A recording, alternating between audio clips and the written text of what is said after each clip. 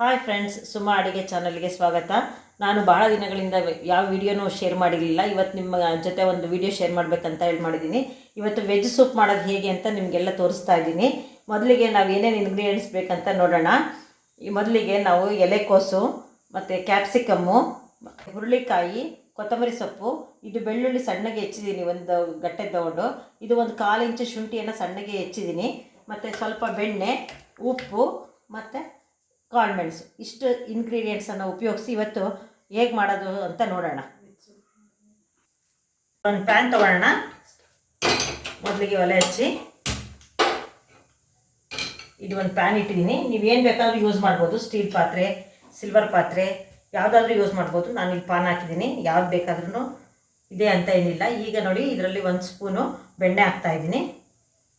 ಇದು ಸ್ವಲ್ಪ ಫ್ರಿಜ್ಜಲ್ಲಿರೋದ್ರಿಂದ ಕರಗೋದು ಲೇಟ್ ಆಗುತ್ತೆ.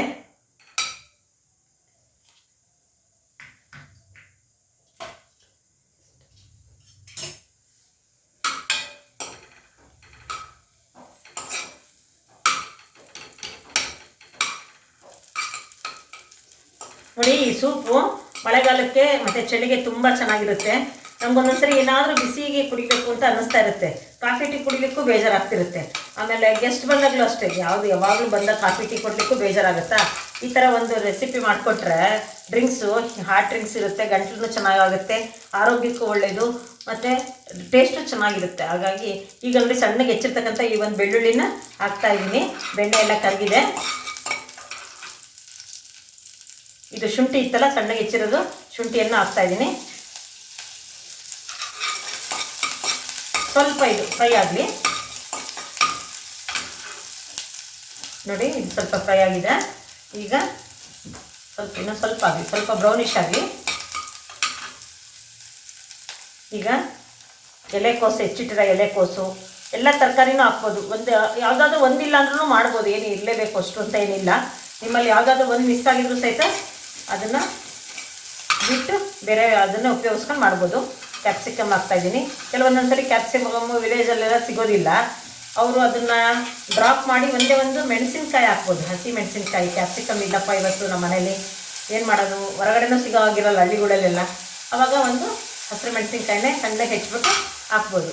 ಖಾರಕ್ಕೋಸ್ಕರ ಮೆಣಸು ಹಾಕಿರ್ತೀವಿ, ಆದ್ರೂ ಒಂದು ಹಾಕಿದರೆ ಚೆನ್ನಾಗಿರುತ್ತೆ.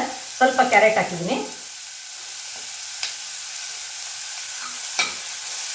ಇಲ್ಲಿ ಮೆಣಸು, ಬೆಳ್ಳುಳ್ಳಿ, ಶುಂಠಿ ಇವೆಲ್ಲ ಉಪಯೋಗಿಸಿರೋದ್ರಿಂದ ಎಲ್ಲನೂ ಸಹಿತ ಹೆಲ್ದಿಕರವಾಗಿರ್ತಕ್ಕಂತಹ ಸಂಬಾರ ಪದಾರ್ಥಗಳು ಅವೆಲ್ಲ ಅಲ್ವಾ.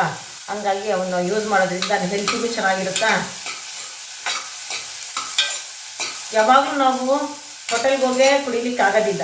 ನಾವು ಕುಡಿಬೇಕು ಅಂದ ತಕ್ಷಣ ಹೋಗ್ಲಿಕ್ಕೂ ಆಪ್ಷನ್ಸ್ ಇರೋದಿಲ್ಲ ಕೆಲವೊಂದು ಸರಿಯ. ಆ ಟೈಮಲ್ಲಿ ಈ ಥರ ಮಾಡ್ಕೊಂಡು ಕುಡಿದ್ರೆ ಚೆನ್ನಾಗಿರುತ್ತೆ. ಇದು ಬಾಯ್ಲ್ ಆಗೋ ತನಕ ಒಂದು ಪ್ಲೇಟ್ನ ಮುಚ್ಚೋಣ. ಇಲ್ಲಿ ನೋಡಿ, ಹಾಫ್ ಬಾಯ್ಲ್ಡ್ ಆಗಿದೆ. ಇದು ಸ್ವಲ್ಪ ಇದರಲ್ಲೇ ಬೇಯಬೇಕಾದ್ರೆ ಲೇಟ್ ಆಗುತ್ತೆ, ಬೆಣ್ಣೆಲೆ ಬೇಯೋದ್ರಿಂದ. ಹಾಗೆ ಒಂದು ಲೋಟ ನೀರು ಹಾಕ್ತಿದ್ದಾರೆ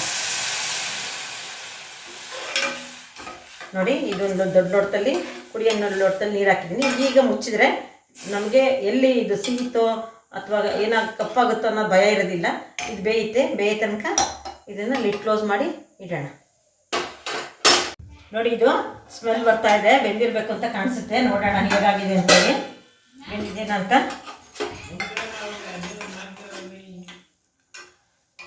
ನೋಡಿ, ಇದು ಒಳ್ಳೆ ಸ್ಪಂಜ್ ಇದ್ದಂಗಿದೆ, ಬೆಂದಿದೆ ಇದು ಪೂರ್ತಿ. ಈಗ ಸ್ವಲ್ಪ ಕಾರ್ನ್ ಫ್ಲೋರ್ ಹಾಕೋಣ. ನೋಡಿ, ಇಲ್ಲಿ ಇದರಲ್ಲಿ ಒಂದು ಸ್ಪೂನ್ ಫುಲ್ ತೊಗೊಂಡಿದ್ದೀನಿ, ಯಾಕೆಂದರೆ ಜಾಸ್ತಿ ಮಾಡ್ತಾ ಇರೋದ್ರಿಂದ ತೊಗೊಂಡಿದ್ದೀನಿ. 1 ಕಪ್ಪು 2 ಕಪ್ ಆದರೆ 1/4 ಸ್ಪೂನ್ ಆದರೆ ಸಾಕು. ಈಗ ಇದನ್ನು ಸ್ವಲ್ಪ ವಾಟರ್ ಹಾಕಿ ಇದನ್ನು ಮಿಕ್ಸ್ ಮಾಡ್ಕೊಳ್ಳೋಣ.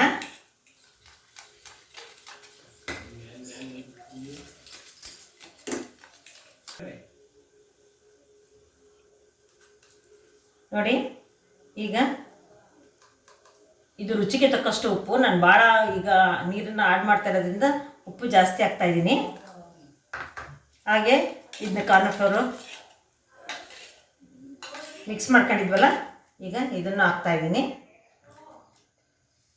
ಇದನ್ನ ಸ್ವಲ್ಪ ತೊಳೆದಾಕೋಣ. ಮತ್ತು ಹೆಂಗಿದ್ರೆ ಎಕ್ಸ್ಟ್ರಾ ನೀರು ಆಡ್ ಮಾಡಲೇಬೇಕು ನಾವು.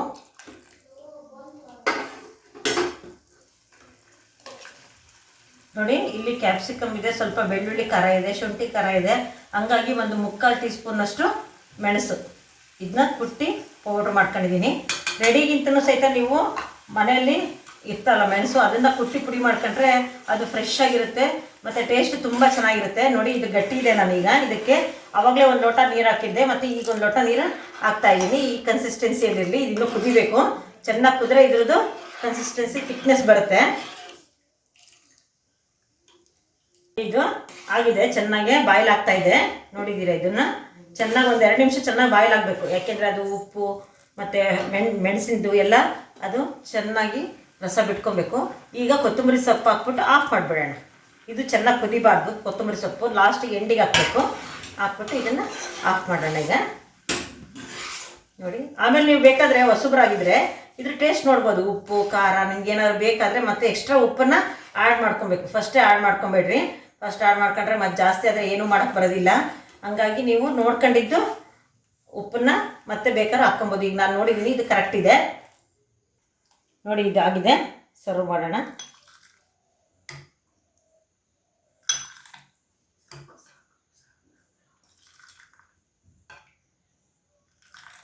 ನೋಡಿ, ಈ ಥರ ಆಗಿದೆ ಸೂಪು.